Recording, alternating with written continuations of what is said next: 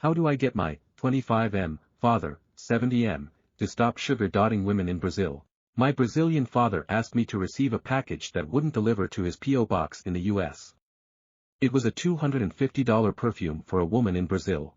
I didn't think much of it, because he often buys things for people in Brazil, brings it like it's his own, and they pay him for it without the Brazilian tariffs.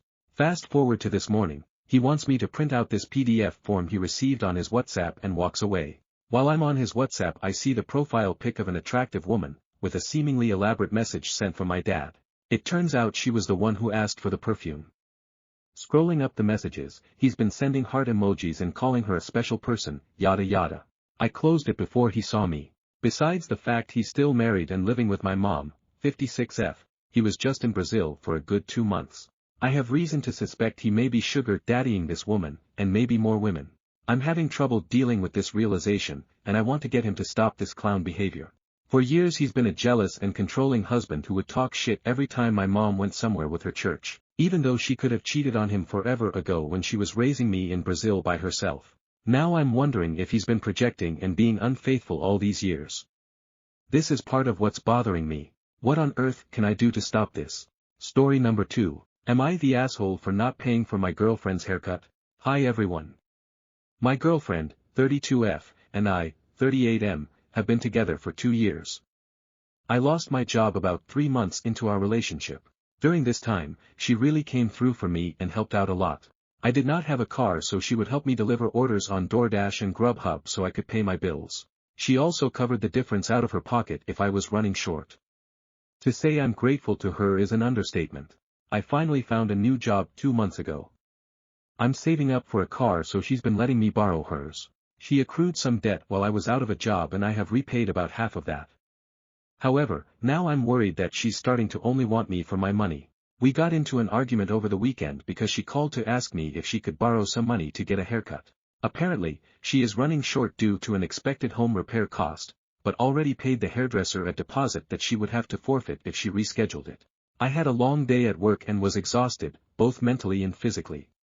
So when I noticed that my phone was ringing, I was really excited to see her name. But after I answered, she immediately asked me for money.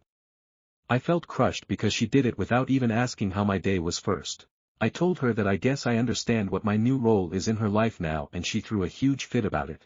She claims that she gave me her everything for a year and a half just to keep a roof over my head, and that she's accrued debt from when I wasn't working so I shouldn't be so opposed to doing her a favor. I recently bought her car a new set of tires and got the brake pads replaced, as well as gave her some money to repay the debts with. I also have paid for the car payment and insurance since I started working because I have it at my place more than she does while I save up to buy my own. So it's not like I don't contribute to her expenses already. She keeps guilt-tripping me because a haircut is a small ask considering everything I've done for you, which feels very controlling.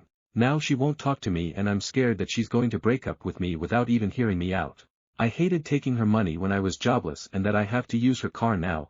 I didn't want to do it in the first place. Anytime I needed her to pay for something, it was because it was an important expense like my rent or power. So the way she is asking for something unnecessary like a haircut just feels like a slap in the face. Story number 3. Thankful for my wife. Today is Thanksgiving Day in the USA, which means lots of cooking and cleaning, usually for American women. I, 57F, am remembering back to when I was about 18 and I went to my boyfriend's family home for Thanksgiving dinner. It was first time I was having a Thanksgiving meal with somebody else besides my own family and I was nervous. Plus, I only knew a couple people there besides my boyfriend.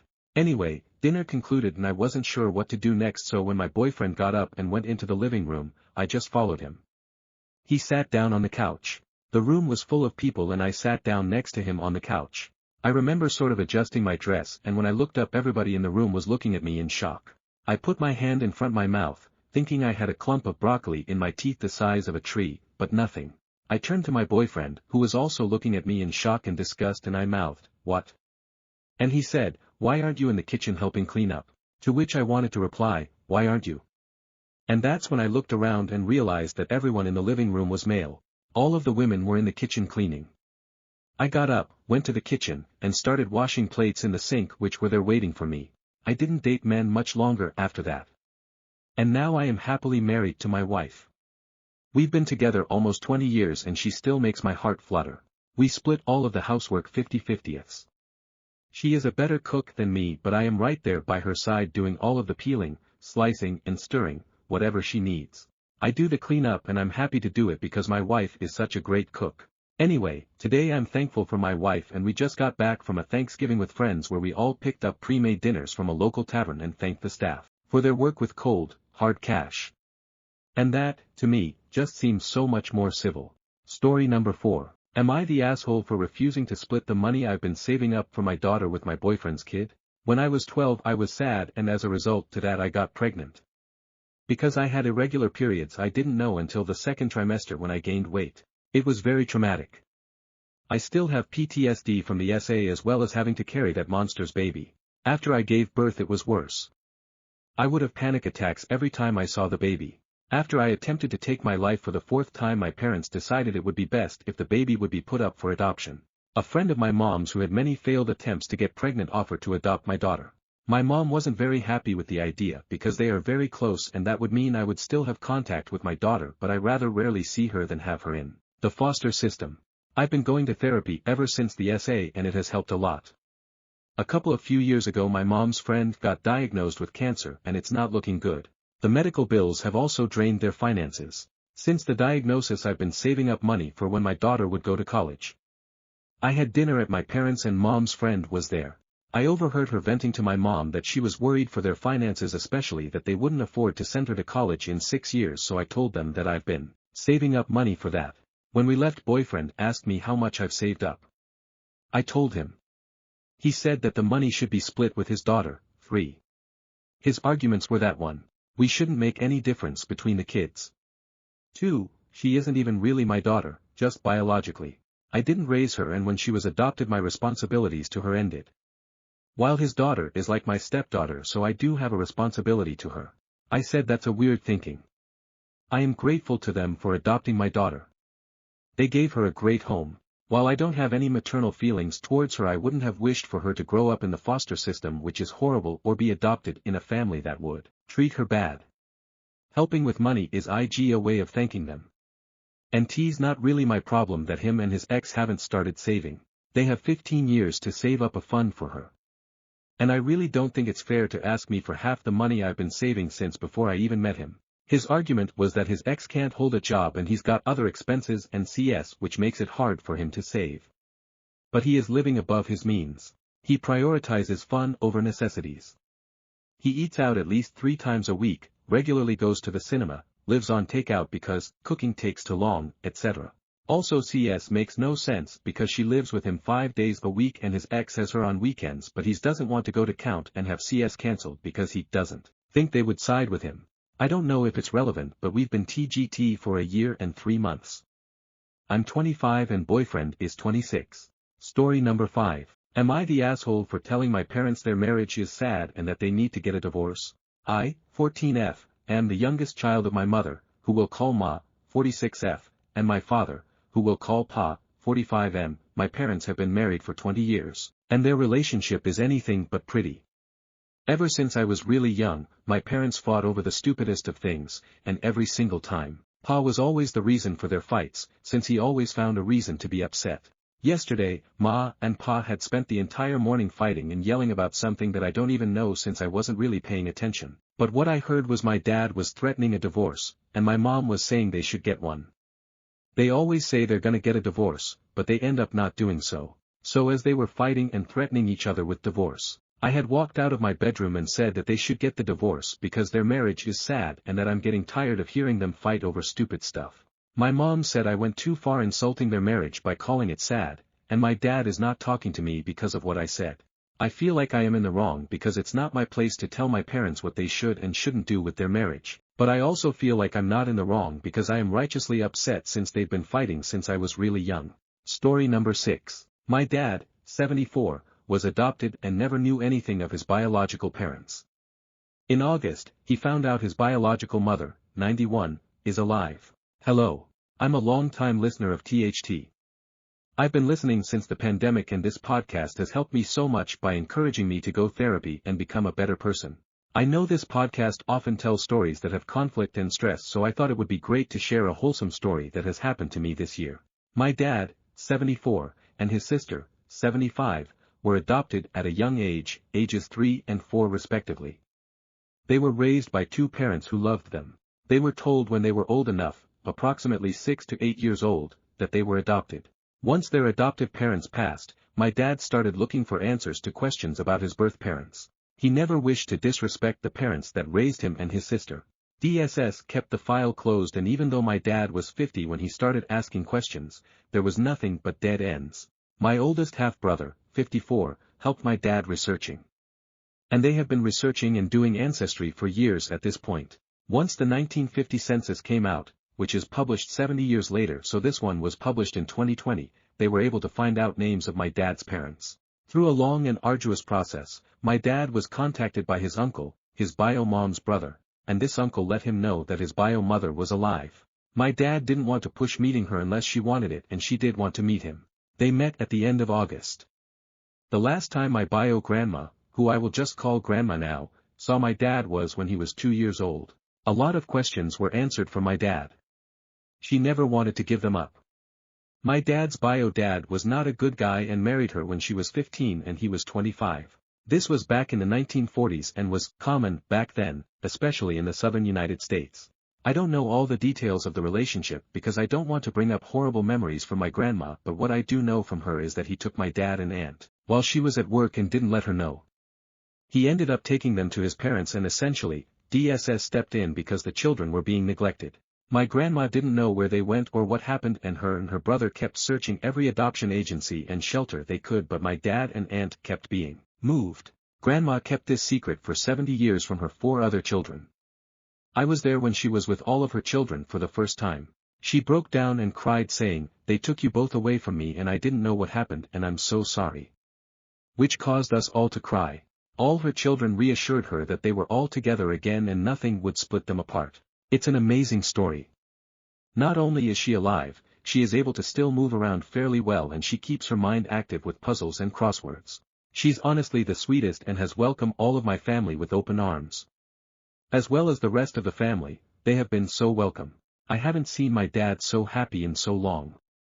My dad's other siblings say that grandma has a new spark in her and that she is happier than they've ever seen her.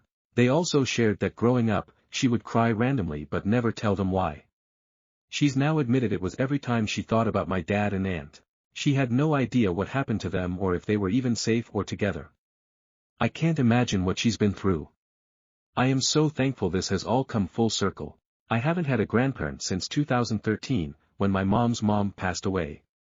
It feels unbelievable that this has happened and I have a grandma again. My husband and I spent Thanksgiving with her and my parents and my uncle and 2 aunts. It's been a surreal experience learning the family, but what I can say without a doubt is they have been so welcoming and loving. And I am so happy for my dad. Thank you for reading all of this. I don't need any advice or anything, I just wanted to share. Edit, I put this in the comments but I'll also put it here. Wow. I knew this was an incredible story, but I didn't know that so many of you would respond. Thank you for all the comments and well wishes. I'm commenting to answer some questions I've seen. By the way, I'm female and 31 years old. My dad and his sister were luckily adopted in the same state. They lived about 2 hours away from grandma. I no longer live with my parents and haven't for 10 years once I finished undergrad. However, even though I'm in a different part of the state, I live 2.5 hours from grandma. My dad and I have both visited randomly because we want to soak up as much time as possible. My dad did the Ancestry kit, 23andMe I think. He was able to find some information through there, but we also had to rely on public records and other documents, such as marriage licenses and obituaries, to find out more information. It took some creative thinking and investigating on my dad's and eldest brother's investigation. My aunt, my dad's sister that was adopted with him, is involved now but didn't have much to do with trying to find answers or investigating. Hope this clarifies some questions. I'm happy to answer more. Story number 7. Think I'm becoming more unhinged each day. I'm one of those normal guys stuck in the perpetual torture of routine. Every day I wake up at the same time, do the same routine, get to work at 8 a.m., leave at 5 p.m., go to gym at 7:30 p.m., go to bed at 10:30 p.m. But lately, whenever I knock on a door, I no longer raise up my arm but rather keep it in the same position and knock down low. Every time I do this I feel a sense of rebellism, like the rules are all made up and I'm fighting the system. For a moment I feel like I'm a divergent, slightly deviating from the path we've all been told to be true. I worry about what this might lead to, what I might become. What will I start doing next to fulfill this feeling? Stir my coffee with fork instead of a spoon. Maybe I'll try that next. And then a butter knife. Because who said you have to use a spoon? You see, life has all these rules, man, but I think I'm getting tired of it. I want to be free to be me, and the more unhinged things I do, the more cracks in the glass appear until one day, it breaks and I evolve into me 2.0. Anyways, let me get up and ready for work. Story number 8. Am I the asshole for telling my sister she can't name her baby after our mom? Advice needed. I, 29F, have an older sister, Laura, 34F, who is pregnant with her first child. She's over the moon about becoming a mom, and I'm happy for her, truly. However, we've had a massive falling out because of what she wants to name her baby, Margaret, after our late mom. Here's the issue, our mom, Margaret, was not a good person. She was abusive, manipulative, and caused both of us, and our dad, a lot of trauma growing up. She played us against each other constantly, berated us, and made us feel like we were never good enough. Laura and I both went to therapy in our 20s to deal with the emotional scars, and for a while, it seemed like we were on the same page about how damaging mom had been. But now that Laura is pregnant, she's acting like our mom was some kind of saint. She's been rewriting history, talking about how complicated mom was but also how strong she was, and how naming her baby after mom is her way of healing. I get that this might be her way of processing things, but it feels like a slap in the face to me. I don't want to hear or say our mom's name at every family gathering for the next 18 years. I told Laura this, calmly at first, but she dismissed me, saying it's just a name and that I'm being dramatic. I got frustrated and snapped and told her, why would you name an innocent child after the person who ruined our childhoods? That's fucked up, she doesn't deserve that honor. She started crying, accused me of being unsupportive, and now she's told our extended family, who are divided. Some family members agree with me, saying Laura is being insensitive, but others think I'm overreacting and that this is Laura's choice, not mine, and that I should leave it be. I told her I won't be calling the baby Margaret, and now she says I'm being petty and need to grow up. Am I the asshole for standing my ground? That's still my niece. I know I can't name the baby myself, but I don't know what to do. Edit. I would like to add that I never said I would hate this baby or blame her. I already love my niece very much. I just don't want her to be disappointed when she learns about her grandma, because I won't let my sister lie to her if she asks. I know it is not my choice, but I will try to talk to my sister again and see if we can come to an understanding, and I don't mean force her to change the name, just talk. What I meant by standing my ground was regarding my feelings. And I know other Margarets exist, I do not care about that as I've never met another Margaret. But it changes when it gets personal and my sister is purposefully naming her in honor of our mom. Story number 9. Why did you park there? Because I'm disabled. Boomer story. For context, I had a birth defect where my hip bones won't stay in place, so I had to have surgery when I was a few months old. I have been fine my life, but from spring 2020 up to now it has been hurting if I walk for more than a minute. So if I go somewhere, my mother will park at the car park that's closest to the entrance of a store. For 2 weeks it was so bad I needed a wheelchair. One day we go to a regular toy store, my mother uses pop figures to make Good Omen figures to sell, and there's these two women probably in their 50s parked and talking. They had a child, but she was busy elsewhere. When we park next to the two women, the oldest one immediately says, "Why did you park there?" In a snarky tone, my mother shot back and said, "Because my daughter, me, can't walk." That shut her up. The other woman was fine, although she never really interrupted. It showed her. I honestly think she didn't have bad intention and was just in a bad mood. Had to update because a select few hate me for a mistake I never realized I made and are now bashing me for it. I moved to my mother's computer to edit this since it crashes on my own device. Instead of girls I'll use woman or women. Story number 10. My 26F boyfriend, 29M, cannot overcome the fact I have been sad. How have others' partners reacted to this news? My boyfriend and I have been dating for a few months, and he found out recently that when I was younger, I experienced very violent SA, which I have gone through a lot of therapy to get over. I have become a stable, loving, caring person as a result of years of work, and I'm so full of love for the life that I am now able to have. I also have so much love for him. But when he found this out, he couldn't look at me the same, like I had been ruined for him. I'm still the same person he fell in love with, but now he's not able to show the same affection towards me. He can't speak to me, we can't have sex the same way, we can't do anything like we used to. His spark for our relationship is gone because of something I had no control over in the past, but I still love him so much because the love is so fresh. It feels more heartbreaking knowing something amazing could really be gone because he can't look at me or have sex with me without thinking I've been completely changed because of something that happened to me when I was young. I feel so worthless and unworthy of being loved when he was the only person I've ever felt I could tell that to, other than my lifelong best friend and therapist. It's the most painful feeling being rejected because of something that was out with your hands. Has anyone experienced anything similar with a partner, and if so, how did you overcome it/deal with it? It's driving me crazy feeling this way. Story number 11. I have an intense odor and I don't know why. I'm 14 and last week I was told I smell, so I started showering daily, wearing deodorant and wearing as much fresh school uniform as I have, but the problem has persisted. I haven't had too many comments, but today it was so bad for some people they leant away and covered their noses around me, even my close friends. I haven't asked my parents as they have taught me nothing about puberty or hygiene, and I'm worried to talk to them about it. Can anyone help? Edit. Thank you for your advice everyone. Sorry I can't reply to you all, but you are all so kind. Tomorrow I will speak to a friend and get a new deodorant/antiperspirant, and if the problem persists I will see a doctor. Story number 12. Am I the asshole for refusing to cover for my coworker who got fired because I reported their behavior? I, 22F, started my job at a mid-sized tech company about a year ago. I'm one of the younger people in the office, and while most of my coworkers are nice, I sometimes feel like I'm not taken seriously because of my age and experience. One coworker, Mike, 32M, has always been very outspoken. He's been with the company for nearly a decade and has a reputation for being blunt and old school. At first, I thought we got along okay. He was helpful when I started, giving me tips on navigating the workplace, and he'd joke around with me a lot. But over time, his jokes started to feel off.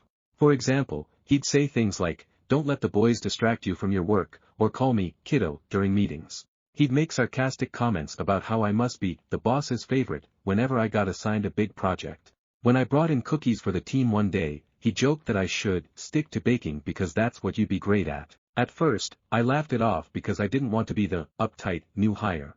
The moment that really upset me happened 2 weeks ago. During a team meeting, I suggested an alternative approach to a project, and Mike cut me off, saying, "Why don't you let the grown-ups handle this one?" He said it in front of everyone, and while some people chuckled, I felt embarrassed and frustrated. I worked hard to prove myself in this role, and his comment made me feel like I didn't belong. I decided to report it to HR. I wasn't trying to get him fired, I just wanted the behavior to stop. I explained everything to HR, including how his comments affected me. They assured me they'd handle it and said I wasn't the first person to raise concerns about Mike. A few days later, Mike was fired. I wasn't expecting that. I thought HR would just talk to him or maybe issue a warning. When I saw him clearing out his desk, he looked devastated, and I felt awful. He has a wife and 2 young kids, and I started to wonder if I'd gone too far. That's when the fallout began. A few coworkers approached me privately, saying they knew I was the one who reported him. Some were supportive, but others implied I overreacted. One coworker said, "Mike's jokes are harmless, he's like that with everyone." And another told me I should have just confronted him directly instead of going to HR. Then Mike messaged me. He wasn't angry, but he was clearly desperate. He said he didn't realize I'd been so uncomfortable and that he wished I'd talked to him first. He begged me to tell HR I'd misunderstood his intentions so they might reconsider. He said he was just joking around to lighten the mood and never meant to hurt me. I told him I couldn't do that. His behavior might have been unintentional, but it still made me feel disrespected. I said HR's decision wasn't my responsibility, it was based on their investigation, not just my complaint. He didn't take it well, calling me selfish and accusing me of ruining his career over nothing. Now, some of Mike's friends at work are cold toward me, and I've overheard whispers about how I should have handled it differently. I feel torn. On one hand, I know I had every right to speak up. On the other, I can't help but feel guilty knowing how much this has impacted his family. Did I overreact? Should I have confronted him directly instead of involving HR? So, Reddit, am I the asshole for refusing to cover for my coworker who got fired because I reported their behavior? Story number 13. Am I the asshole for not buying my daughter's boyfriend a present? Asshole. My daughter, 19, has been dating a boy for 2 years. My kids also recently started using an app to list their wish list. My wife asked if I had seen my daughter's boyfriend's list as, "We need to buy him something." Maybe it's just me, but growing up, my parents didn't give two craps about who I was dating. Much less, have any intention of adding them to a present list. I asked a few friends and everyone was a resounding no about this practice. My wife insists this is very normal and is calling me the for not want to comply. In my opinion, a boyfriend-girlfriend relationship is typically a temporary one and as such, doesn't warrant adding the person to the gift list. Now, if some reason they ended getting married, well that then changes the equation. But until then, I'm a nope on this tradition being imposed on me. Edit, a little more detail is probably needed, considering all the questions. We live 12 hours apart, so we don't have the opportunity to know him better. Also, this is related to Christmas gifting. Stories number 14. AITA for refusing to pay for my niece's emergency wedding dress after she ruined her first one. Edit. A few people have mentioned they think this story is fake and made me pictures of myself not being 47, don't do this, it's weird. I posted this for a close family friend, who I call an aunt, to prove to her she shouldn't pay for Tessa's things. In any future updates I will continue telling the story from her perspective. Sorry for not mentioning before 3. So, my niece, Tessa, 24F, is getting married in 2 weeks. She's very particular about her wedding, and we've all heard her talk about her dream dress for over a year now. It's this big, expensive designer gown that my sister, her mom, took out a small loan to pay for. Last weekend, Tessa threw a bridal brunch with her friends and decided it would be fun to wear the dress for a little photo shoot at the park. This was a terrible idea because, 1, it had rained the night before, and the ground was still muddy, and, 2, they brought champagne to toast during the shoot. You can guess what happened. Tessa tripped while posing, fell face first into the mud, and spilled champagne all over herself. To make it worse, her maid of honor accidentally stepped on the train while trying to help her up, ripping part of the skirt. The dress is now completely trashed. My sister sent it to a cleaner, but they said it's beyond repair. Tessa freaked out and started blaming her friends for not being careful enough around the dress. Then, she turned to me. Why me? Because I, 37F, am the wealthy aunt. I own a small business, and while I'm doing well, I'm not rolling in money. But Tessa and my sister think I should foot the bill for a replacement dress since I can afford it. Their reasoning? It's an emergency, and family helps family. I refused. I told them I wouldn't be rewarding Tessa for her poor decision to wear her wedding dress to a park. My sister got angry and said I was punishing Tessa for making a mistake on what's supposed to be the happiest day of her life. Tessa has been crying to anyone who will listen about how I'm ruining her wedding. Now my family is split. Some say I should just pay because weddings are stressful, and Tessa is young. Others agree that it's not my responsibility. My husband thinks I should stand my ground, but my mom called me yesterday, begging me to fix this for the sake of peace. AITA for refusing to pay for the replacement dress. Or should I just suck it up to keep the family from imploding? TLDR, my niece ruined her expensive wedding dress by wearing it to a muddy park for a photo shoot and now expects me, the wealthy aunt, to pay for a replacement.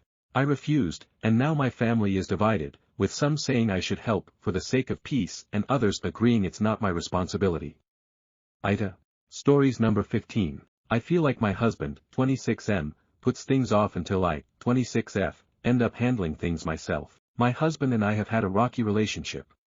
It's been 3 years since we've been married, and I always hoped it would get a bit easier. I feel like we've tried a lot of different things to improve our relationship, but I often find myself feeling defeated and sad because it seems like nothing will ever change. Right now we're in the process of moving. I stayed behind to finish things up at our house and he's gone ahead to start working. We're literally starting from scratch. I sold everything, including our cars. We have to have a car, so I asked him to buy a car and have it ready for us once I'm ready to move. He's met me with so many excuses and I'm just tired. I'm finally flying to meet him next week, and there's still no car. It's been a month. He mentioned to me offhand the other day that he was planning on buying a car once I fly in, but doesn't that defeat the purpose? All I asked was that he had one ready for when I arrived. I really don't want to go car shopping the second I get off the plane. I was excited and hopeful about the move, we talked about how things were going to change and he seemed so motivated, but now I feel defeated again. I don't even feel angry anymore. What was I expecting? I'm not sure what advice I'm looking for. We get along pretty well when there aren't any big life decisions involved. He's a nice guy, I just don't trust him to take any responsibility in the relationship. I guess, has anyone been in a similar relationship? How did it go? When was it finally enough for you? Is there anything that can change? I'm really interested in starting couples therapy, but I'm afraid of putting effort into something that might not even work. Comment. Hoping things get better almost never works.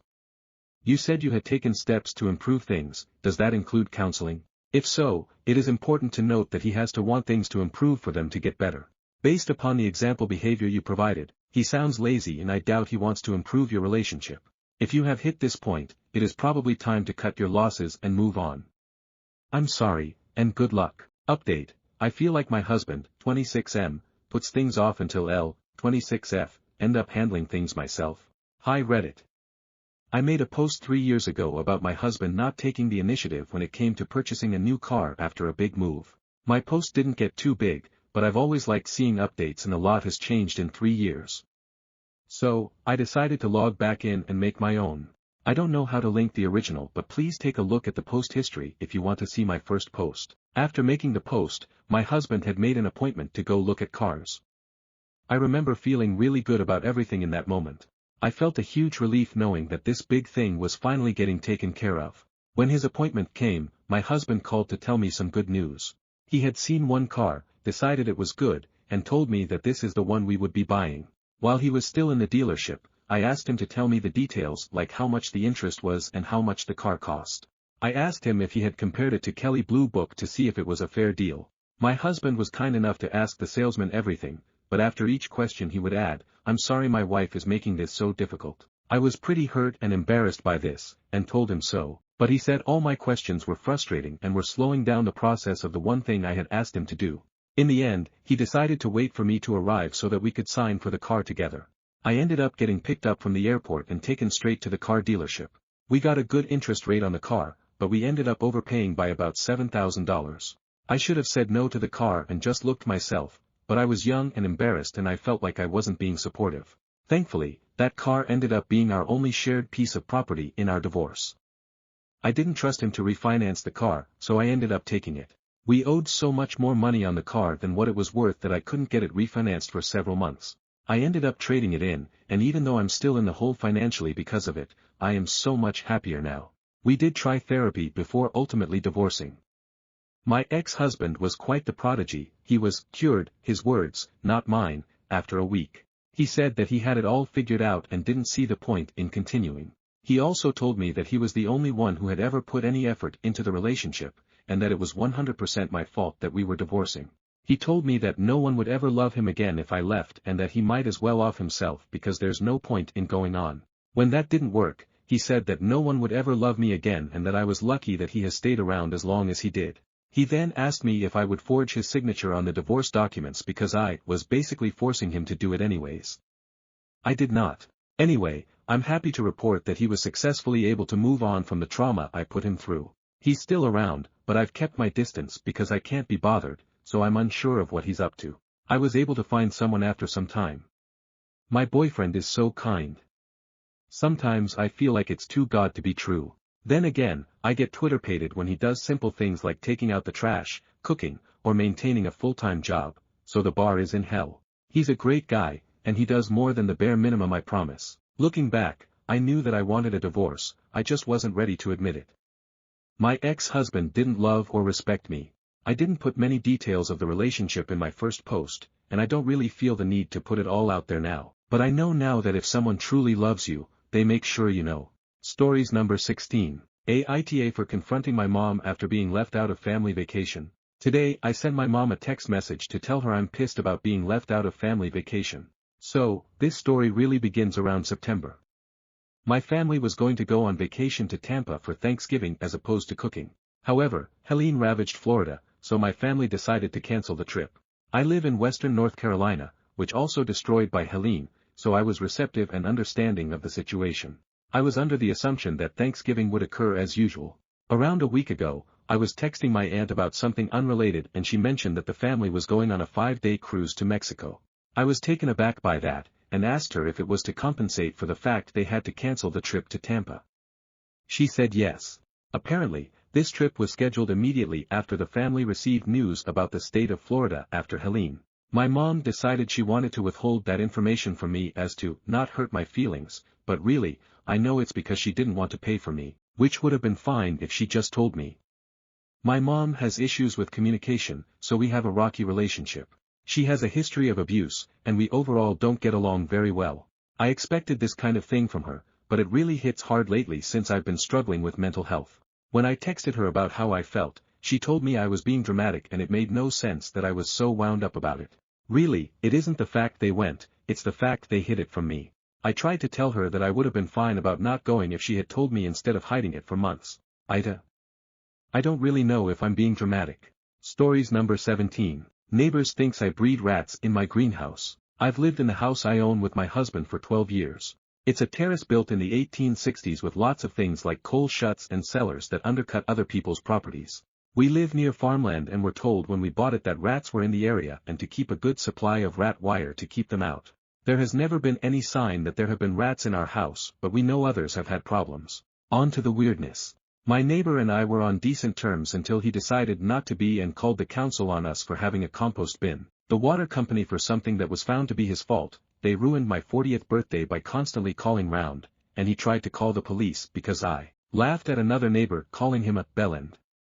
He threw a fit when we decided we would no longer communicate with him unless absolutely necessary. So he started claiming to anyone who would listen that I trap and breed rats in my greenhouse. He loudly told an exterminator he'd called after seeing one whole rat in my garden and I was amused and appalled.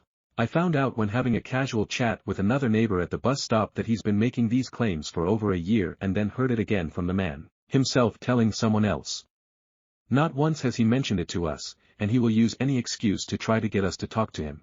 The exterminator was adamant that if I was breeding and keeping rats in a 3 by 2 meter greenhouse then the smell and the noise would be unbearable, but the neighbor is undeterred from his delusion. His partner has been in my greenhouse when I showed her my tomato plants and asked if she wanted the excess crop, so she has been trying to tell him that he's delusional too. We've installed cameras in case he tries to take matters into his own hands to prove I am the rat queen, and have been loudly talking about how ridiculous this situation is in his earshot. We know he has issues and has fixated on me as a malign force, another reason for the cameras. We are compiling a spreadsheet of his odd and harassing behavior over the years. I know I'm not breeding rats and do not fear anything he tries to do, but wanted to tell internet strangers to get it off my chest and in the hope that someone will find it amusing. Update. Hi all. Thoroughly enjoyed the comments on my last post and thought I'd give you a quick update. Just to remind everyone that I'm in the UK. This morning I got a letter from the council's environmental health department to say that my garden was infested with rats and that I had to take immediate action. So I did.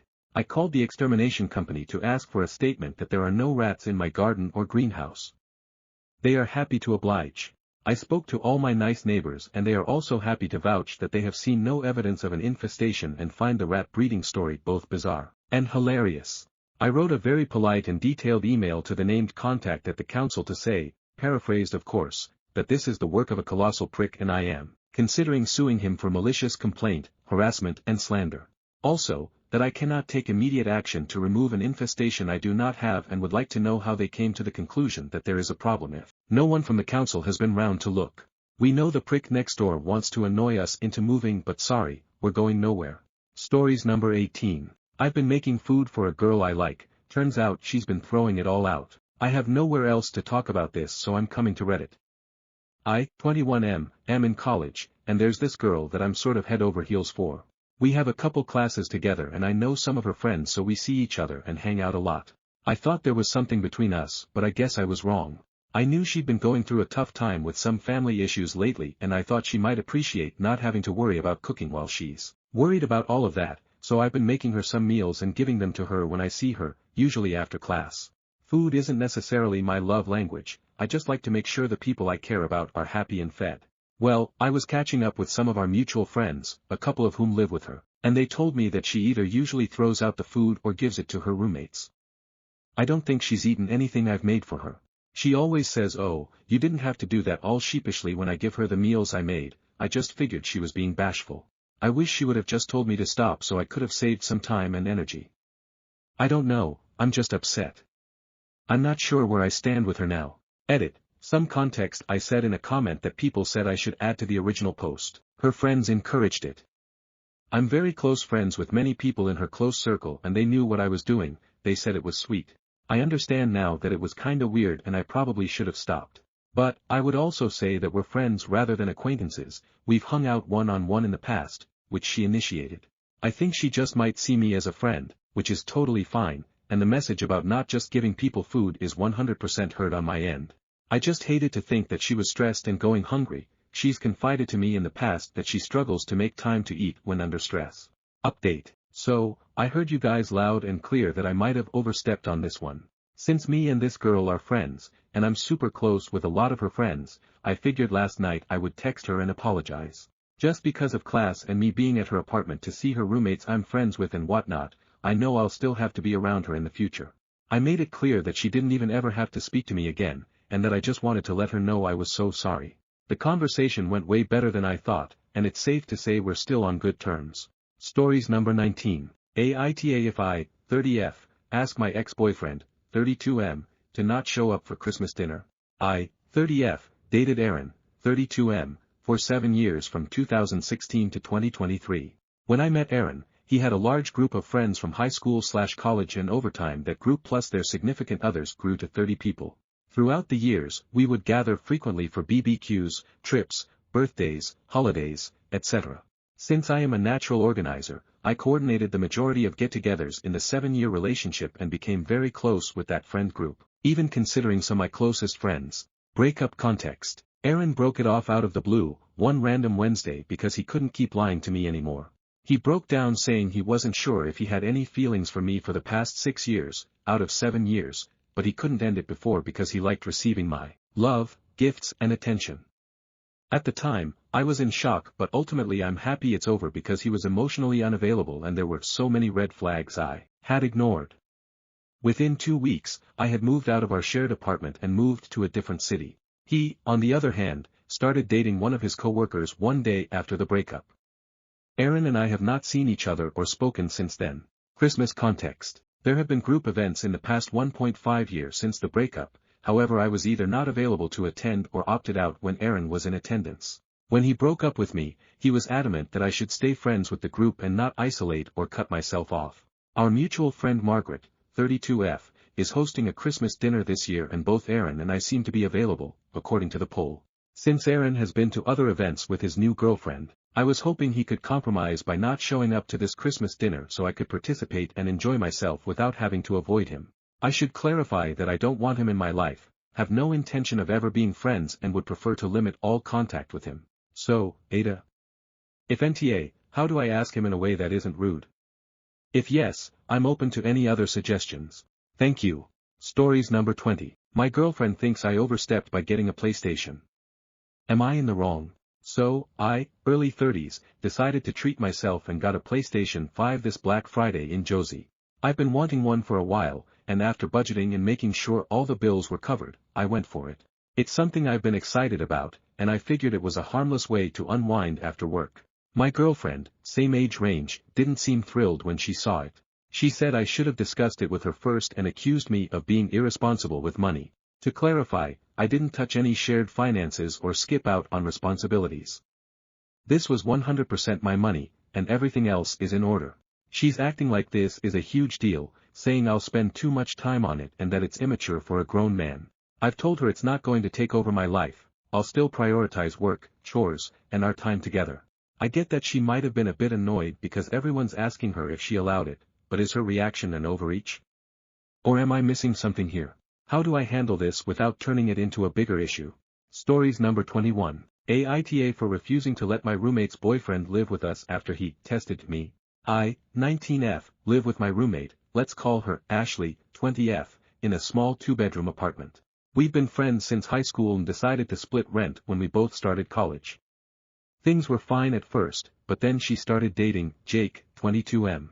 At first, he was over just a couple of nights a week, which I didn't mind.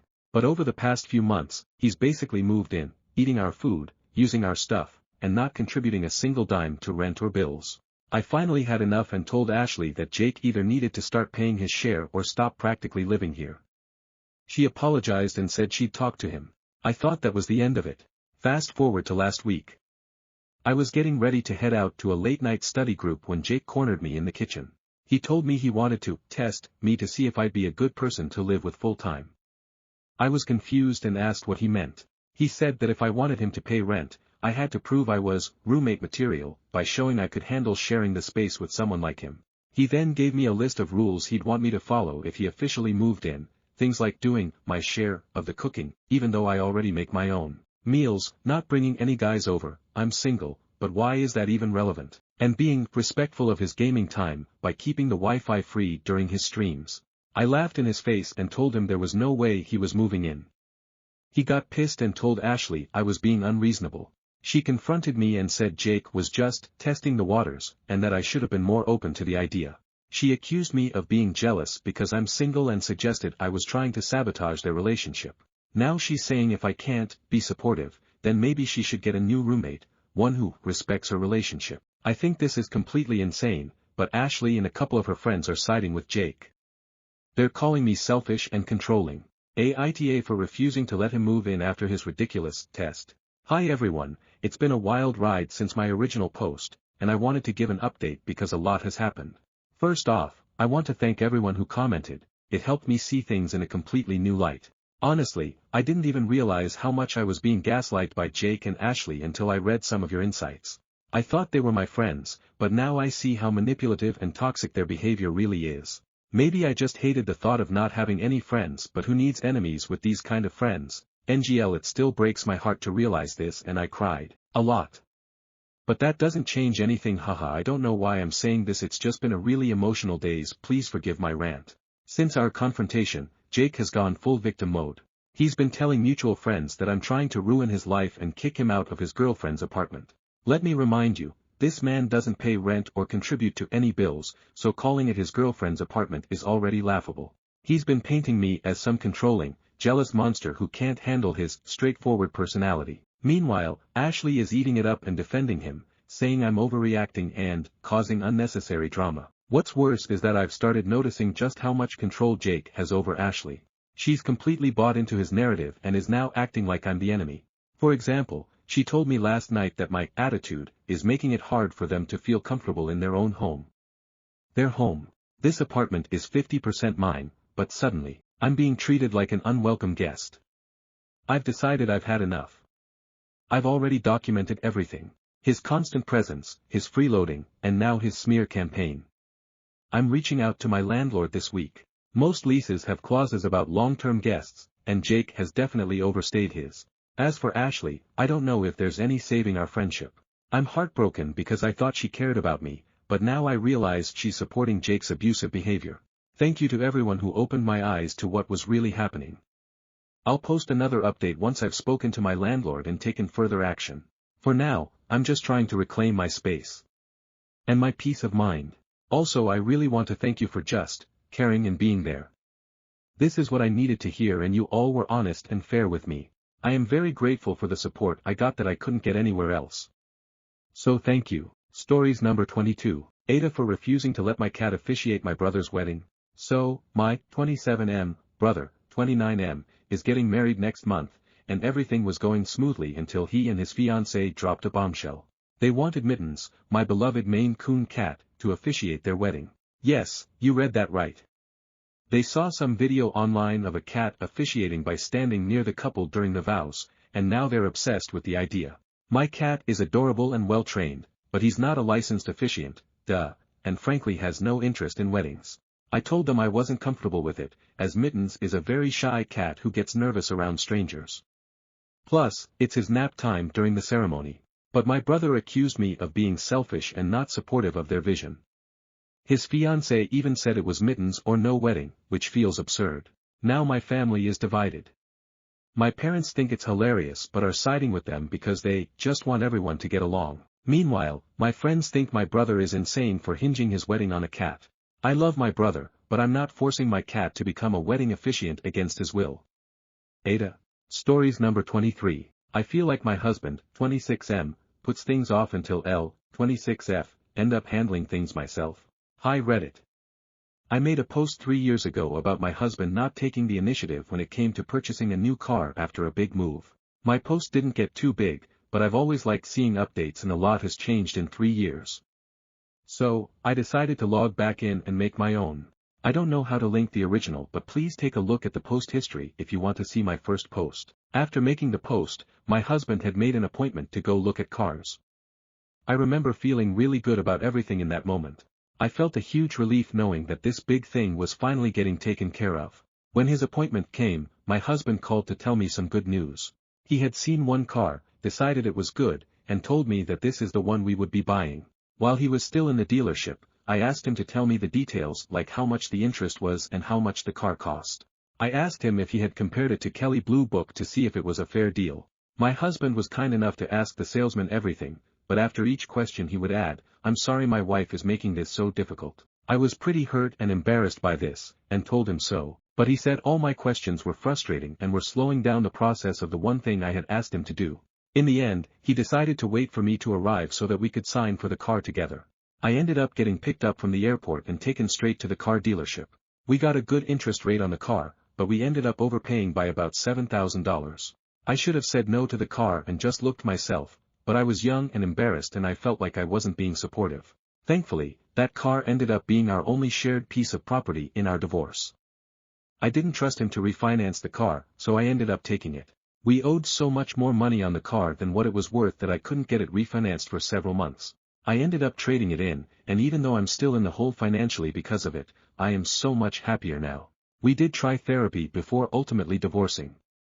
My ex-husband was quite the prodigy. He was cured, his words, not mine, after a week. He said that he had it all figured out and didn't see the point in continuing. He also told me that he was the only one who had ever put any effort into the relationship, and that it was 100% my fault that we were divorcing.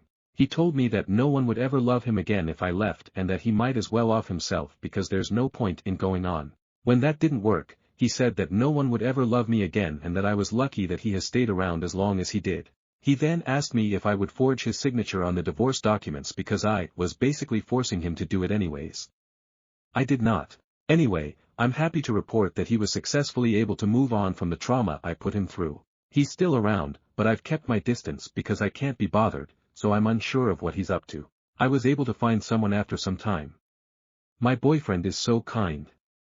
Sometimes I feel like it's too good to be true. Then again, I get Twitter-pated when he does simple things like taking out the trash, cooking, or maintaining a full-time job, so the bar is in hell. He's a great guy, and he does more than the bare minimum I promise. Looking back, I knew that I wanted a divorce, I just wasn't ready to admit it. My ex-husband didn't love or respect me. I didn't put many details of the relationship in my first post, and I don't really feel the need to put it all out there now. But I know now that if someone truly loves you, they make sure you know. AITA for blowing up at my brother for not disciplining his kids after they kept bullying my son in a wheelchair. Hi, so this has been bothering me for a while now and I really need some outside perspective. I, 35F, have a son, 10M, who is in a wheelchair because of a medical condition he's had since he was little. At every single family gathering, my nephews, 8M and 12M, make fun of him. They tease him about not being able to walk, call him names, and even mess around with his wheelchair. It's honestly heartbreaking to watch. I've spoken to the boys a few times myself, telling them it's not okay and explaining how much it hurts my son. I've also talked to my brother and Sael about it more than once, but they just laugh it off or say something like, "Oh, they're just kids being kids." It's so frustrating because they never take it seriously. The last straw was at our most recent family gathering. My nephews were at it again, making fun of my son while he just sat there looking like he wanted to disappear. I told them to stop, and they just rolled their eyes and walked away like I wasn't even there. I completely lost it. I went straight to my brother and told him off in front of everyone. I said it's his job as a parent to teach his kids to be kind and respectful, especially to family. I pointed out that their behavior is cruel, not just kids having fun, and that it's been hurting my son. I also told him that if he doesn't start disciplining his kids, I won't be attending family gatherings anymore because I'm not going to keep putting him through that. My brother got really defensive and said I was overreacting. My Sael jumped in and accused me of trying to make their boys feel bad for just playing around. I was so angry I just left with my son. Now, the family is split.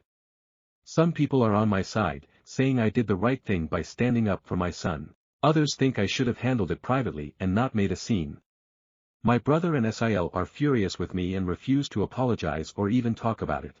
So, AITA for finally blowing up and drawing a line. I, M27, am suing my brother, M41, and my GF, F23, wants me to disown my parents too. Is she right? I previously deleted the post just to be safe. But here's a summary. After I got a degree in computer science, my brother and his two partners recruited me to work a summer for them. They wanted me to set up their infrastructure for their new company in finance and investments. One summer turned into 2 years of free work as a secretary, receptionist, systems tech, personal assistant, accountant, research analyst. They paid me about 4 or 5 times, totaling about $7,000 to $8,000 in 2 years. When I left to start grad school, they were mad that I wouldn't stay. When I finished grad school and put them on my resume, they lied to prospective employers about me. They denied I worked for them, and said I was trying to use my brother's name to get ahead. They also accused me of visiting their office and sexually harassing female employees they never even had. I called them to ask them about it, and they, including my brother, just laughed about the whole thing and said I was getting what I deserved. Kind of like it's what you get when you fuck with us. My counselor and some other people from school, including my headhunter, helped me get a job. But I had to sue my brother and his partners for slander and other things. My brother called me to laugh about the lawsuit and they got served, but now they're scared, and my brother has my dad pressuring me to drop the lawsuit and just sit down with them both to work something out. My dad called this just a little big brother bullying little brother nonsense, and demanded I drop the lawsuit. He and my mom uninvited me to Thanksgiving at their house, but my mom pretty much tried to stay out of it. I could tell this was hard for her. There's very little to update legally in terms of the lawsuit, but I had a laptop that contained lists of clients that my brother and his partner stole from their respective employers before they left to start the company. I didn't want to turn those files over to my attorney cause things are bad enough for them already. My girlfriend had a different opinion. She wants me to just absolutely let them have it and crush them. I called my attorney and told them I had the files and dropped them off at his firm on the 9th. On the 10th I got a call from his firm saying that my attorney needed to see me that very day. I went in and he said that the files would be turned over to the U.S. Attorney's office, so it's out of our hands now. But he really wanted to talk to me about my parents. He spoke to my dad and basically said that my dad is a world-class prick. He's going to subpoena both my parents to testify at a deposition and probably a trial if we make it that far. He wanted me to prepare myself for what they might say about me. He made it clear there is no turning back now. I didn't pay anything for my attorney to take the case, so his firm is very financially invested in this now. Basically, they're calling the shots now. I think my attorney thinks I'm weak or that I'll want to back off or take it easy on them. He actually told me that he knows my family would weaken me. I think he underestimates me. Anyway, he told me to just brace myself for the heat my dad will bring on me. I told him I had 2 older sisters on my side and my mother was pretty neutral. He assured me that my mother is absolutely not neutral, so he just told me to prepare for anything. So I got phone calls from my 2 sisters who both live about 300 miles away. They were disgusted with my dad and my brother's behavior and had told me they were 100% behind me. Now they told me that my girlfriend and I are uninvited to go see them and their children this Christmas. They told me they loved me but that I needed to back off of this lawsuit. This was a little bit of a shock. It didn't crush me, but it wasn't easy to hear. They won't be contacting me anymore and want me to not contact them, and they said they have their reasons. They both cried when they called, but I stayed calm. They also emailed my girlfriend to let her know about being uninvited to their homes for Christmas. My girlfriend blasted them both with a very scathing response that I wish she hadn't sent, but it's her decision how she responds to them. My dad is getting a little out of control. He confronted me and my girlfriend outside the house of a family friend who had us over for a holiday get-together on Sunday night. It got heated, and I said some things that were probably below the belt and made him almost cry. His eyes watered and he was trying to not cry. Then my girlfriend jumped in and blasted him like she did my sisters. Basically, she's on a roll right now. I can tell the gloves have come off for her. My mom just stayed in my dad's truck and watched, but she couldn't hear anything, I don't think. For now there's nothing else going on. Oh, one other thing. My attorney said my brother and his partners closed doors on their business already. They went under. They have filed some puzzling and contradictory responses to our lawsuit, which surprises me because my brother is smarter than that, usually. They have now changed attorneys and retained a reputable firm. The first thing the new attorneys did is ask what it would take to settle. My attorney says their new attorneys are smart, they know it will be a bloodbath in court. I guess I'll just have to wait and see where it goes from here. But some of you commented from experience that the blowback from legal battles like this tears families apart for decades sometimes. I can see how this can happen and probably will. Edit. Some of you are asking about why my sisters changed their minds. I know now that my dad helped them both buy their respective houses. They both still owe him a lot of money for that. My best guess is he used that and maybe other things to coerce them into taking his side. TLDR, lawsuit is at a standstill, my sisters are now on my dad/brother's side. I turned over the laptop, and it looks like I'm gonna win, but it's not over till it's over. Update. Okay, let me begin by saying that I am not the original poster. I am his girlfriend. We live together and I read the update post. My boyfriend is moving on and wasn't going to post a last update, so I asked if I could and he said yes. Things have wrapped up. They signed a settlement agreement and now it's up to the judge to approve it. The judge won't do that for 2 more weeks, but apparently it's a formality. It's a sure thing he'll approve it is what the attorneys say anyway. As far as the settlement, I can't really disclose much, but I can say that it's close to what my boyfriend was suing for in terms of money figure. They had transferred their houses to their wives' names, which are in the process of being sold to pay off the settlement. The settlement included a written apology and complete admission of guilt from all 3 of the defendants. They also have to write apology letters and retractions to all the employers that refused to hire my boyfriend based on them slandering him. I think there were 4 companies in all. All 3 of them had their license taken away and will never work as financial advisors again in any state apparently. They also will face a criminal investigation due to some forged signatures on some of the deals they made, which will lead to conviction but probably no jail time according to the experts. Financially they are beyond ruined, which is what I thought they deserved the whole time. I know my boyfriend regrets this whole thing and I understand that. It's still his family and they were close at some point. I think he's better off without them anyway, but that's easy for me to say. His parents are totally a lost cause. I don't think there will be a reconciliation in this lifetime after what's happened. I thought my boyfriend would be open to one when the dust settled, but now I don't. During the mediation hearings his mom and dad both testified. They both lied, but I knew his crooked dad would.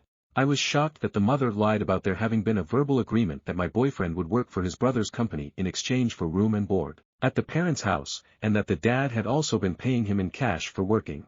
She said she witnessed my boyfriend refusing payment from his brother many times. She lied about a lot of other very hurtful things right there while my boyfriend sat there and watched her. She never looked at him, not once.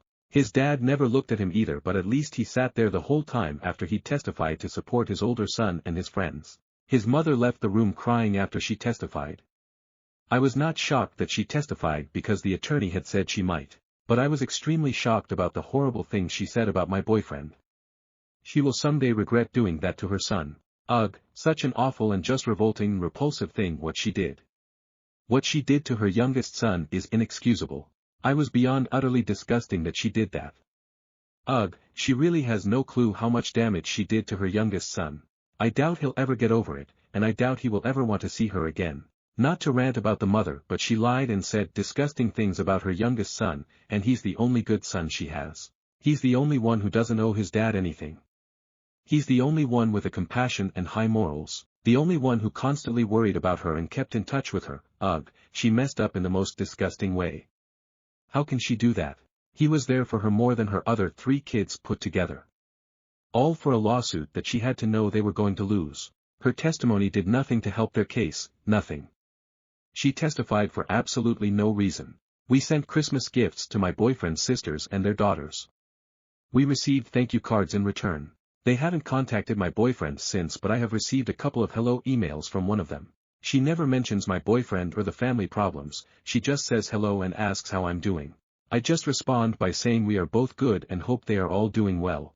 I'm not sure where this will go, but it's a small step in what seems like will be a long road before they are allowed by their father to reconcile with their brother, or until they have the courage to do so without the dad's blessing. I think they are both too embarrassed to contact my boyfriend directly. I can sense that they are trying to find a way that will eventually lead them to him. I think they need to just contact him, but that's not my decision. I keep looking at this from my perspective and my family is really close, so it's hard to watch what's going on with his family. I just think, what the hell? Why do you do this to each other? But that's just how it is. Just to be clear, I knew very early on that my boyfriend's parents were toxic. I initially just wanted him to cut all ties with them, with the way they sided with the older brother, knowing how he tried to destroy his own little brother's career told me a lot. I wished back then that my boyfriend would just disown them, but I knew that was unrealistic at the time. I knew I was emotional, and I backed off when I saw how stressed my boyfriend was. But things escalated and now I think my boyfriend's mom has dealt a death blow to any chance of reconciliation. I'm not just saying that because I'm against it. I'm not for it, and I'm disgusted with her. But I can see the damage she did up close. I'm afraid he may never forgive her. She just went overboard in such a horrible way. I have been talking to my dad about this the whole time and everything has turned out exactly that he said it would. Everybody, all parties are destroyed. It's like a bomb went off and everybody got hit. TLDR, the lawsuit is settled, my boyfriend's mother slandered him worse than his brother did, and there won't be a reconciliation ever from what I can tell.